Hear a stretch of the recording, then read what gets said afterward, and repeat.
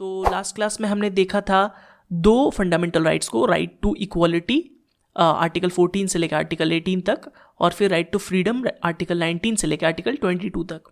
तो आज हम थर्ड जो फंडामेंटल राइट है उसे स्टार्ट करते हैं, वो है राइट अगेंस्ट एक्सप्लॉयटेशन। तो आपको इस वर्ड से ही पता चल रहा होगा कि एक्सप्लॉयटेशन का मतलब होता है प्रताड़ना, तो उसके अगेंस्ट जो आपको राइट प्रिवेंट करता है, ठीक है, वो है राइट अगेंस्ट एक्सप्लॉयटेशन। ठीक है, तो अगर आर्टिकल्स की बात करें तो 23 और 24 आर्टिकल राइट अगेंस्ट एक्सप्लॉयटेशन में आता है। ठीक है, तो चलिए अब स्टार्ट करते हैं आर्टिकल वाइज। आर्टिकल 23 को देख लेते हैं। तो आर्टिकल 23 प्रिवेंट करता है ह्यूमन ट्रैफिकिंग और फोर्स्ड लेबर को। तो ह्यूमन ट्रैफिकिंग क्या होता है? ह्यूमन ट्रैफिकिंग का मतलब होता है जो इंसान को या फिर छोटे बच्चों को या फिर बड़े लोगों को भी खरीदा जो बेचा जाता है, एक तरह से ह्यूमन का जो बिजनेस होता है, ठीक है, तो उसे कहा जाता है ह्यूमन ट्रैफिकिंग। ठीक है, और फोर्स्ड लेबर का मतलब होता है आपके इच्छा के विरुद्ध आपसे काम कराया जाए, ठीक है, आपको ज़बरदस्ती काम कराया जाए। तो ह्यूमन ट्रैफिकिंग और फोर्स्ड लेबर को प्रिवेंट करता है, फिर प्रोहिबिट करता है आर्टिकल 23।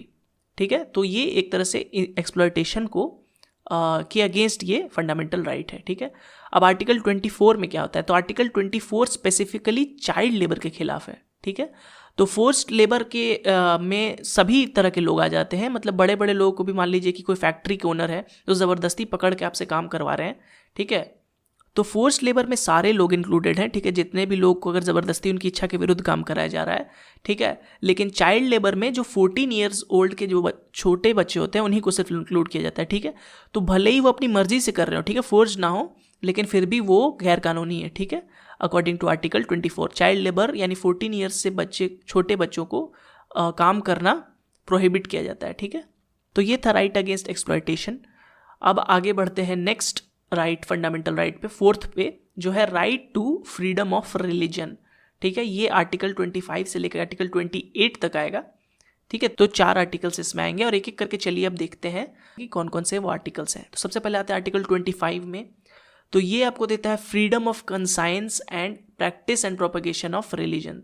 तो कंसाइंस का मतलब क्या होता है? आपकी जो अंतर चेतना होती है उसी को बोलते हैं कंसाइंस। ठीक है, और तो आपको अपनी इच्छा के अनुसार आप कुछ भी रिलीजन आपको प्रैक्टिस करना है, आपको उसको बढ़ावा देना है, आपको प्रचार करना है, और अपना आप चाहे तो रिलीजन रखें या ना रखें।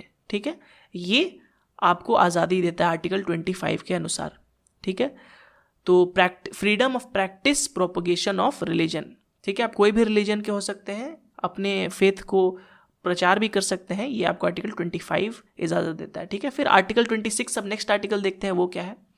तो ये देता है freedom to manage religious affair. तो सपोज कोई फेस्टिवल होता है या फिर कोई एक रिलीजियस एक्टिविटी होती है, तो उसको उसके काम को मैनेज करने का फ्रीडम है आपके पास। ठीक है, आर्टिकल 26 के अनुसार। तो अब आ जाते हैं आर्टिकल 27 में। तो आर्टिकल 27 के अनुसार जो भी रिलीजियस एक्टिविटीज़ होती हैं, ठीक है, डिफरेंट रिलीजियस में, डिफरेंट फेस्टिवल्स में, या फिर ऐसे ही जो डिफरेंट रिलीजियस इंस्टीट्यूशंस हैं जैसे मंदिर, मस्जिद, चर्च, तो इनको टैक्सेस से फ्री रखा गया है। ठीक है, तो prohibition of taxes on religious grounds, ये आर्टिकल 27 में मेंशन्ड है। ठीक है, तो नेक्स्ट आर्टिकल पे आ जाते हैं। वो है आर्टिकल 28।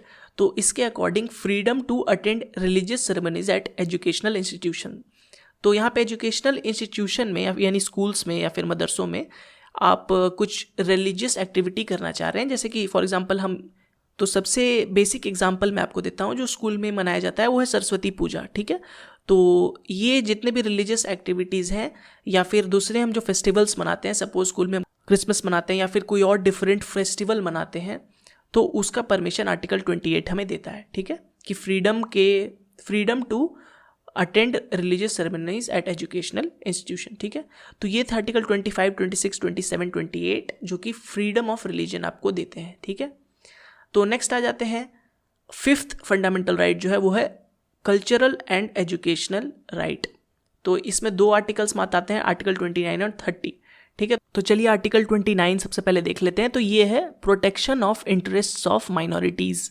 तो यहाँ पे रिलीजियस माइनॉरिटीज़ की बात हो रही है, जैसे कि सिखिज़म हो गया, आपका क्रिश्चियनिटी हो गया, इस्लाम हो गया, बुद्धिज़्म हो गया, जैनिज़्म हो गया। तो उनके इंटरेस्ट के लिए या फिर उनके हित के लिए, ताकि उनको इनसिक्योर फील ना हो, आर्टिकल 29 मेंशन्ड है। ठीक है।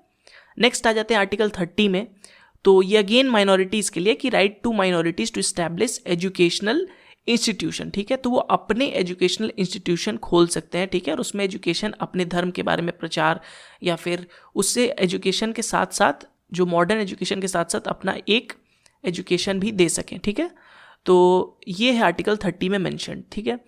तो हमने अभी तक टोटल 5 फंडामेंटल राइट्स पढ़ लिए। ठीक है। Right to equality, right to freedom, right against exploitation, right to freedom of religion and cultural and educational rights. 5 हमने फंडामेंटल राइट्स पढ़ लिए। इसके अलावा एक और फंडामेंटल राइट है जो कि है आर्टिकल 32।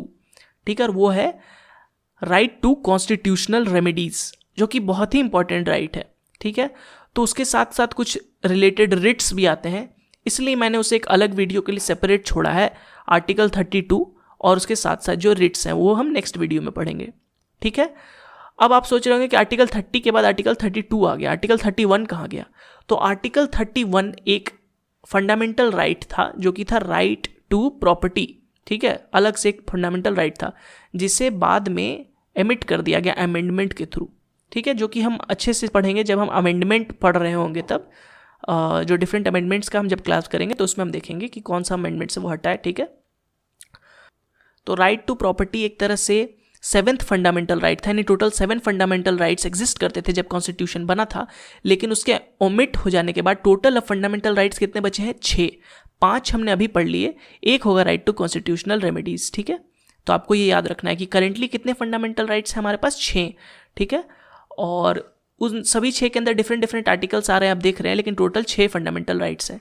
और जब कॉन्स्टिट्यूशन बना था तो टोटल कितने फंडामेंटल राइट्स थे? 7। ठीक है। राइट टू प्रॉपर्टी को फंडामेंटल राइट से हटा के कॉन्स्टिट्यूशनल राइट कर दिया। वो अभी भी राइट है हमारा, लेकिन वो फंडामेंटल राइट नहीं है, एक बेसिक कॉन्स्टिट्यूशनल राइट कर दिया गया है। ठीक है। तो इसी के साथ हम वीडियो यहीं ख़त्म करते हैं। नेक्स्ट क्लास में हम देखेंगे राइट टू कॉन्स्टिट्यूशनल रेमेडीज और साथ में कुछ रिट्स।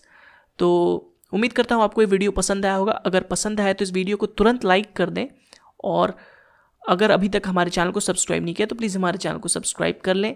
कोई अगर डाउट आपको है तो आप कमेंट सेक्शन में पूछ सकते हैं। And thank you again for watching this video.